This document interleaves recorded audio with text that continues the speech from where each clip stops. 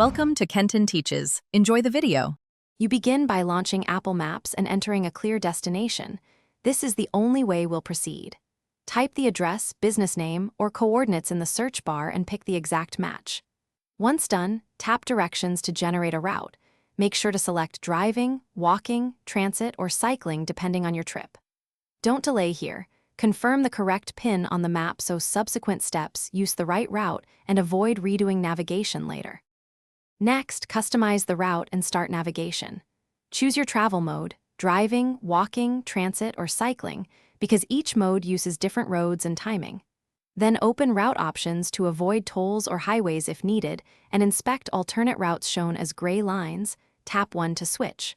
Once satisfied, hit go to start turn-by-turn voice guidance and lane assistance. Keep the screen visible or connect to CarPlay. Doing so reduces missed turns and keeps ETA updates accurate as traffic changes. Finally, monitor and adjust while en route to complete your trip smoothly. If heavy traffic appears, accept suggested reroutes or tap an alternate route. Make sure to add stops before you drive for safety.